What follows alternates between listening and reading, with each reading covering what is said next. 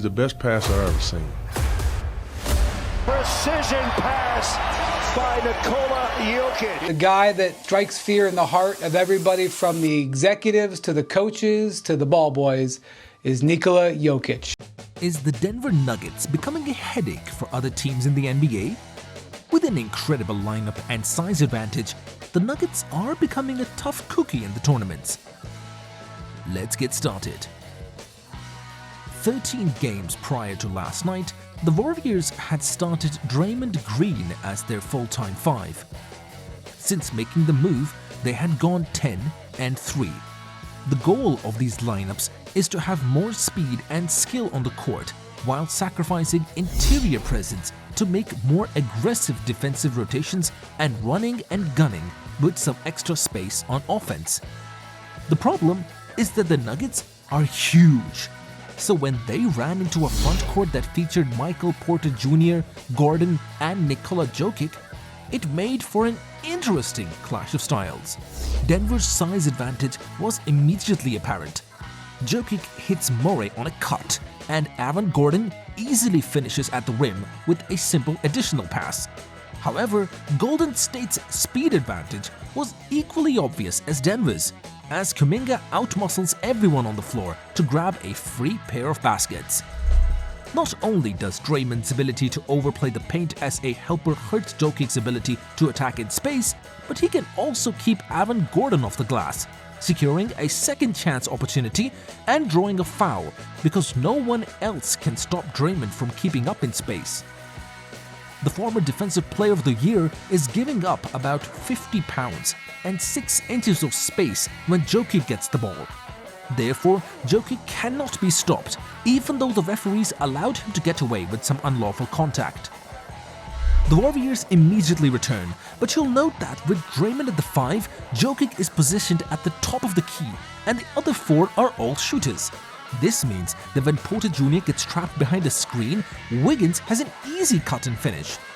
Here's one more instance where Steph hits Wiggins, who now has a 2-on-1 advantage over Braden Podziemski after he flies off a screen and draws 2 to the ball. However, they have an open layup. The Nuggets are fortunate to get one break, but they won't get another. Jokic is shifted on Wiggins, who isn't exactly a perfect matchup, so he can easily get to the paint and hit Brandon with a different move.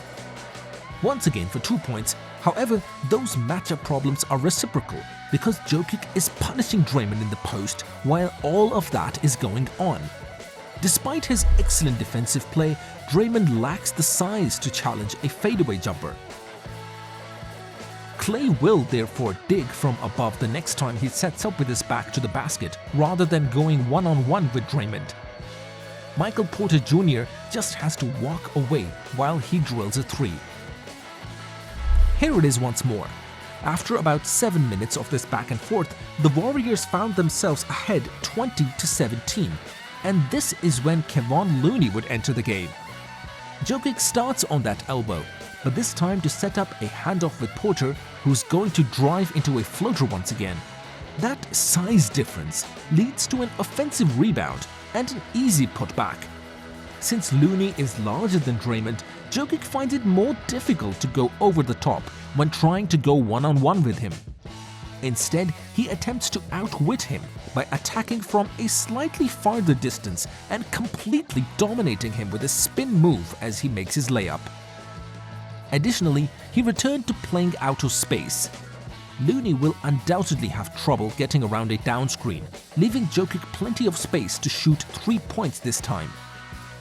Brown's cut draws a tag from Wiggins on the weak side, setting up a perfectly timed skit pass that falls into Peyton Watson's hands for 3 more. Unfortunately for them, Klay Thompson was in one of those situations. It began with him drawing a hard closeout and Sid strolling into a wide open 3. Denver's offense was clicking early on.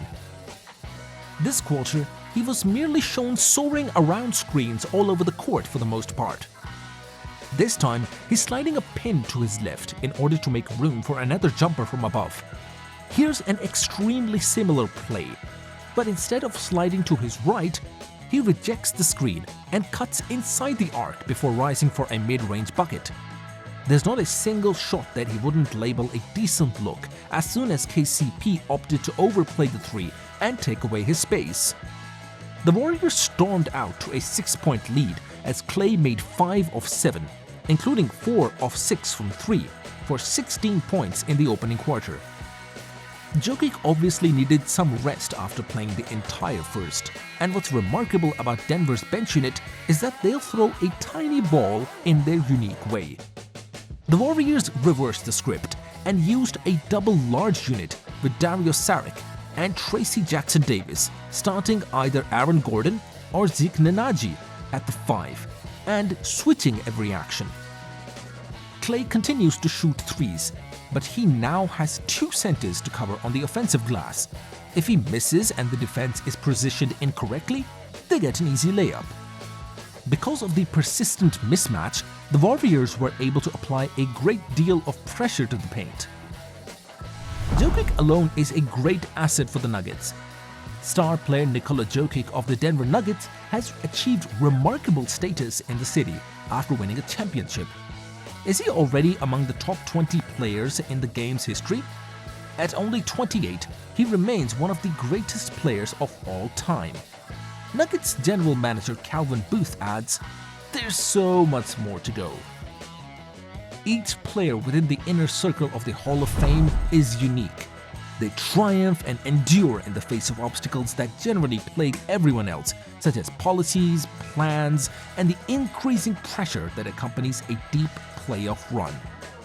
Now, among them is Nikola Jokic, a once-in-a-lifetime basketball wonder whose offensive skill set has left some of the smartest coaches absolutely perplexed.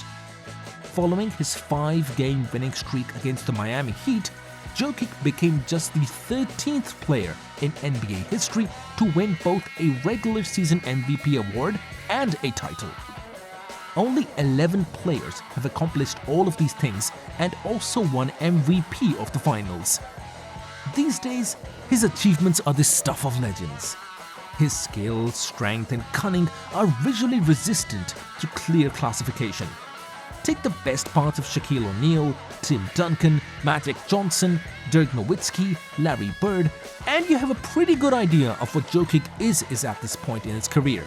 A complete megastar who stands head and shoulders above his peers. I was immediately struck by that level of skill, the soft touch, the ball handling, and the ball passing. Michael Malone, the coach of the Nuggets, described him as a man who practices his profession.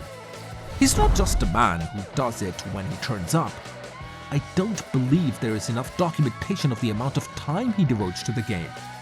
Although he is 28 years old and his career is far from settled, his position in history is certain. What Jokic can eventually become is still difficult to comprehend after the Nuggets had an unprecedented run in the finals, losing just 4 games, never trailing in a series, forcing a potential super team to rebuild, and forcing LeBron James to consider retirement.